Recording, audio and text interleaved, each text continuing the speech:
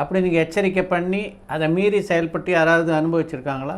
இருக்குது, கோயம்புத்தூரில் இருக்குது. அது தெரியுதா?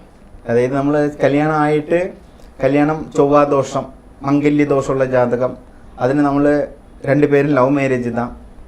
അത് കോയമ്പത്തൂർ കുറിച്ചി എന്ന് പറഞ്ഞ സ്ഥലത്തിൽ ഒരു ബാങ്കിൽ ജോലി ചെയ്യുന്ന ഒരാൾ தான். അവരുടെ മകൻ അവിടെ ഒരു பெரிய കോണ്ടാക്ടോட பொண்ணு தான். கல்யாணம் பண்ணும்போது பொண்ணுக்கு செவ்வாதோஷம், கல்யாணம் பண்ணக்கூடாது, மங்கல்ய தோஷம். அது மகனுக்கு தான் அதை அடிக்குன்னு சொன்னது.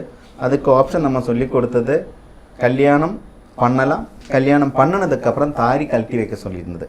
இன்னைக்கு சந்தோஷமாக தான் வாழ்ந்துட்டு இருக்கிறேன். தெரியுதா? குழந்தை, 2 குழந்தை, ஒரு குழந்தையா இருக்குது. சிதம்பரம் அவரோட பையனோட அப்பா பேர். ஒரே கோத்திரத்தில் கல்யாணம் பண்ணலாமா கூடாதா? അത് വന്നിട്ട് നമ്മളെ ജാതി എന്നുള്ള കണക്കിലാണ്. അത് ഗോത്രപരമായി അത് വന്നിട്ട് ഗോത്രം എന്നുള്ളത് മാക്സിമം ബ്രാഹ്മണർ തന്നെ പാക്കണത്, മറ്റുള്ളവർ ഗോത്രം പാക്കണത്തില്ല. അപ്പോൾ നമ്മൾ ജാതിയിൽ വന്നിട്ട് ഇപ്പോൾ ഓരോ ജാതിയിൽ തന്നെ വെറൈറ്റി ഓരോരുത്തരുണ്ട്. ഇപ്പോൾ അതിൽ വന്നിട്ട് അത് പണ്ണക്കൂടാതെ എന്നുള്ളതില്ല. അത് ബ്രാഹ്മൺസിൽ മാത്രം ഇന്ന ഗോത്രത്തിന് ഇന്ന ഗോത്രം കല്യാണം പറഞ്ഞുകൂടാതെന്ന് சொல்லுது. പക്ഷെ അതേമാതിരി ഇപ്പോൾ പണിക്കർ എന്ന് പറഞ്ഞു കഴിഞ്ഞാൽ പണിക്കർ എല്ലാത്തിലും അതിൽ ഗോത്രങ്ങളൊന്നും പാക്കണതില്ല. അല്ലെങ്കിൽ നായന്മാരെന്ന് പറഞ്ഞു കഴിഞ്ഞാൽ നായന്മാരിൽ വേറെ വെറൈറ്റികളുണ്ട്. അപ്പോൾ അതിൽ ഇതേമാതിരി ഒരു നായർക്ക് ഒരു നായരെ കല്യാണം பண்ணக்கூடாதுன்னு இருக்குது. അപ്പോൾ അതേമാതിരി അത് നമ്മളെ മനസ്സിലുള്ള ഈഗോ അത്രയേ ഉള്ളൂ. அதனால பிரச்சனை எதுவும் இல்லை. അതിനൊന്നും പറയാം.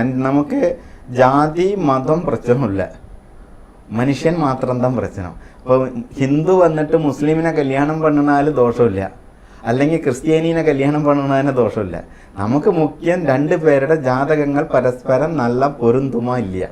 പൊരുന്തും നനച്ചിരുന്നാൽ ആ വഴക്ക് സന്തോഷமாக പോകും, മനുഷ്യനെ മട്ടും பார்த்து.